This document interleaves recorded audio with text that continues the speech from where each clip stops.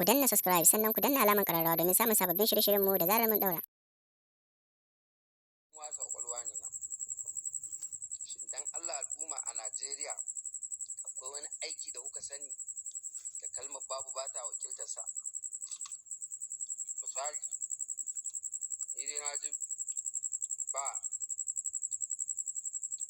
wuta, ba ruwa. Tun da na taso wannan ina ga muku shekara 20 da wani abu da na taso. Ba wuta, ba ruwa, ba tsaro, ba lafiya, ba karatu, ba kayan karatu, ba makarantu, ba me ake cewa hanyoyi, ba gaskiya, ba adalci, ba riƙon amana, ba shin dan Allah akwai aikin da shi ba a jingina masa wannan babun ne baɗin.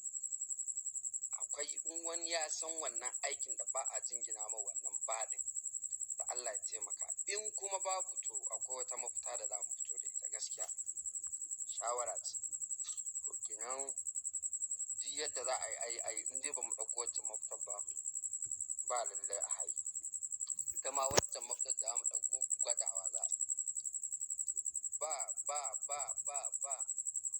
wani aiki ne a Najeriya wanda shi ba za ka ce masa ba. Na tambayi wani ya ce min ita Najeriya akwai kuɗi, akwai masu kuɗi, akwai masu son kuɗi. To kaga kamar lissafinsa baya cikin lissafin. To ba wani aiki ne ko ɓangaren ruwa ko wuta ko riƙon amana ta ma'aikata ko ta gwamnati ko ta waye wanne ne ba a jingina mabba. Idan mun ce kakka ce a saboda an ce ma'aikata ka ce a'a an ce ma'aikata ba su da gaskiya ba shi bane a duk abin da aka ce ku 100 ne amma mutum 10 ne kaɗai za su yi gaskiya, wannan 100 duk ba za su yi gaskiya ba, wannan 90 ɗin kai duk ba za su yi gaskiya ba, to sirrin jayi wa'annan 10 to kawai mu ɗauke shi a ba. Idan an ce ku 100 ne, idan an ce kai asibiti ana buƙatar guda 100 a gu za ka ce an kawo 5 ko an kawo 3 to wannan ragowar kawai ku jingina masa babu saboda ba za su ishi mutanen gun ba. Idan an ce ana buƙatar masu tsaro guda 100 ka kawo 10 ko 5 ka san ba za su isa ba ka jingina masa babu kawai. To wannan abin da muke nufi kenan. Allah ya sa mu dace.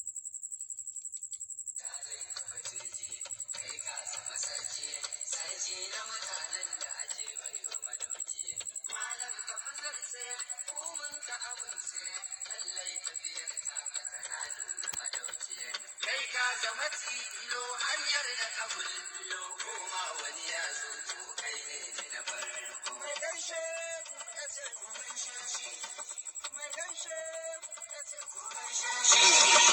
Kowan magana ta yi ka mai kota mai murmushi abin sha'awa dariyar ka ta kai ka. Kai malam taimakon ka dai ya kai, kai ke mana ko halin ya ki ya kai. In an ce mu bar irin ta an taka, ko mulkin za a ba ka maka kai.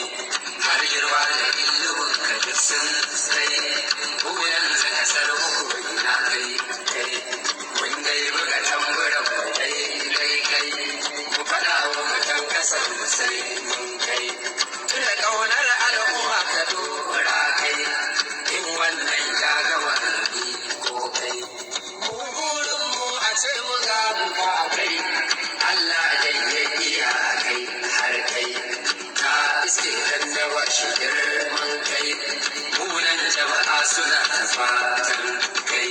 Kun daga darajar kasar mu har ta kai, Allah shi ya ku da abin ya kai. Manya kullum suna ta addu'a kyan kai, Allah shi tsare ka kai sai kai. Mun yi alaƙar mu da misalin kai na ɗaukar mutum da girma kai. Shi dai malami cikarsa sai ka kai, a guri da sani kawai da kai. Su ba su zaki dawa da su an kai, sahun giwa rufe shi sai dai kai. Shi kuma kifi ruwansa ne kyan kai, in ya fito dutsuna a asara yan gonan ya tare da shi zai yi kala shi Allah ya samu dace amin